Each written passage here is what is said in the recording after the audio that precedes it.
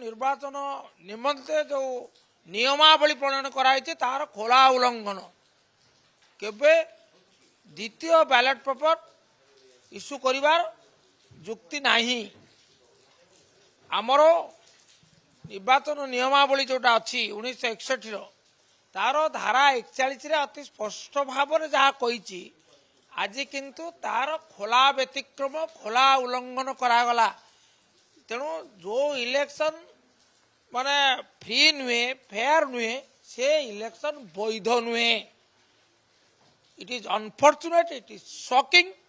We protest it as loudly as possible and we demand, since the election procedure has been initiated under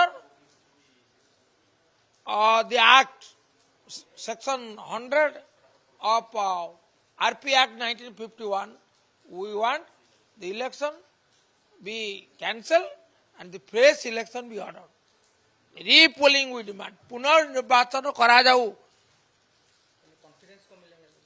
confidence क्या सत कथा कहले जोटी आपण नियम मानिबे नाही ताले सता को प्रतिवाद हो नहीं।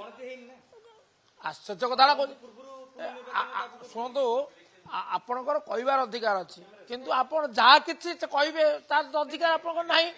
आपण नियम विषय जानतु तापर प्रश्न करू। हाँ आप बही पढ़तु। भारतीय जनता पार्टी जुक्ति होची जे एटा एजेंट को न देखैला पर्यंत आपनकर भोट टी न देखैला पर्यंत आपन सेकंड बैलेट पेपर इश्यू हे परियो बोली से माने जुक्ति बस नहीं। शुणु से माने को नियम रे अछि देखन आमे कहूछु हमर निर्वाचन जो नियमावली अछि तार निर्दिष्ट भाव में आमे कहूछु जो सेक्शन 41 रे द्वितीय बैलेट पेपर दिया जिबार जो व्यवस्था टी अछि तार शर्तमूलक एमती नहीं जे जड़े चाहबे आगे मु दी थर देवी मत माने जोड़े बैलेट पेपर मु नेबी आपन जोड़े दिया जाई परिबो नाही। निर्दिष्ट शर्त अछि that governs issue of second ballot paper किंतु एठी ता हे नाही।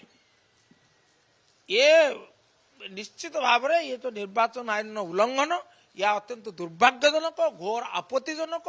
आम यार प्रतिवाद करुचु आपत्ति करुचु या विचार को लिया जाऊ यार तर्जमा करा जाऊ एवं ये निर्वाचन को बातिल करी पुनर्निर्वाचन करा जाऊ। सर मोर लास्ट क्वेश्चन आपन को जदी आपनकर जुक्ति सानित आ जा नियम रहिछि से अनुसार करछन्ती पीसीआई रो प्रतिनिधि माने काहे कि आपन कथा सुनिला हठात कल शुणवे कि तार समय अच्छी ना आम आपत्ति कलु तापर से शुणु निर्वाचन कमिशन जो कौन आपत्ति करा जाए आम आपत्ति करुचु तापर से शुणवे आदि न शुणे तार कारण दर्शेबे शुणी नीरव रही पारे ना एवं से नीरव रही आप समय को अपेक्षा करूँ देखिए it will be given hearing and hearing will establish whether we are right or wrong.